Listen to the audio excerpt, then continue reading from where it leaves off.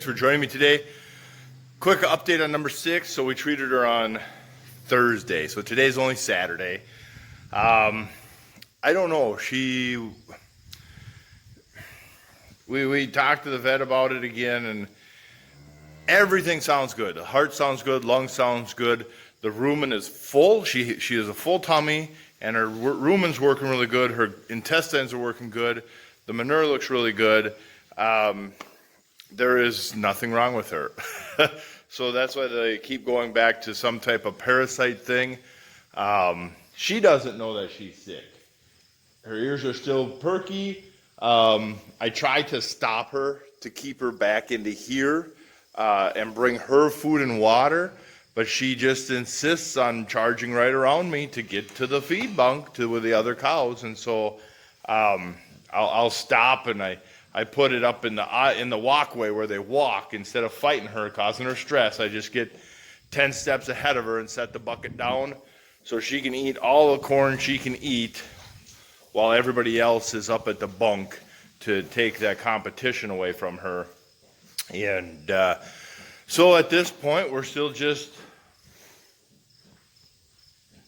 fingers crossed, hoping. I'll as soon as she lays down, then I'll bring her a pail of water, just to make sure she's getting water. She doesn't know she's sick. She still thinks she can just charge her way through stuff and just, she. But that's good. That's good that she still has that mentality, instead of like a lot of cows that they just want to lay down and die. Once they lay down, you'll never get them up because they're like, I'm done for, and all they had was a sliver on their knee. But no, she's a fighter, so that's good. I'll keep you guys updated as she goes along. I did get them while they're up at the bunk eating. I did hit them with the Hudson sprayer, and got a good layer of. I was told to use like veggie oil instead of diesel fuel. Just a simply veggie oil or peanut oil. So I used that, and then with that fly spray, I got them good with the Hudson sprayer. You can see the speckles on her. There's not a fly, hardly a fly on them now. Same with the calves. I just stood upwind and just made it rain on them. So I like that. That'll add some cow comfort to it. The bad part is her calf.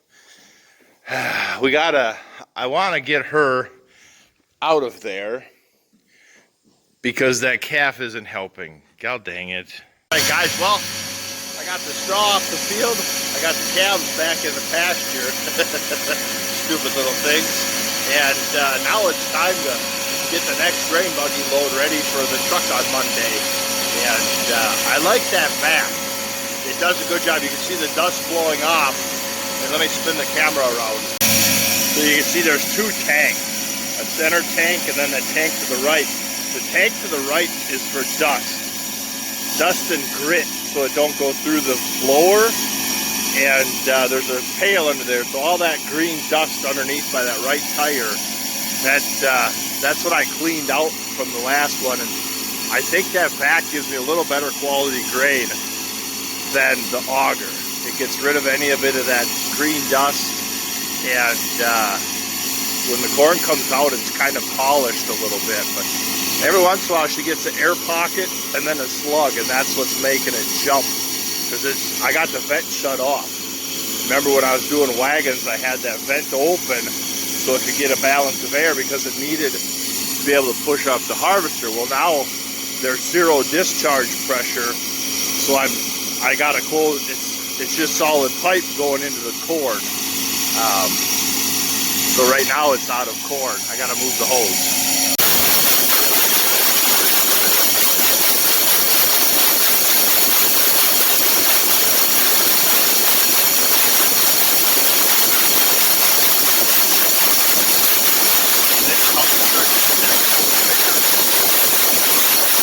We go. She's full, ready for the next truck. I'll roll the tarp across, let him idle for a minute to cool down, and we'll go park it. Out here checking fences. That guy, he's always watching. He's always watching. He's got a little bit of an attitude. I came through the gate the other day and he wouldn't move. He just stood right there. Not anger or nothing, but just wouldn't move. And so I screamed like a little girl and punched him in the nose and ran. I think I went backwards faster than he did, but either way, he jumped back. So I won that one. And so, yeah, he's not scared, but he's not aggressive. So that's what makes you kind of nervous of him. But boy, he's a good-looking young buck there. Good-looking young buck.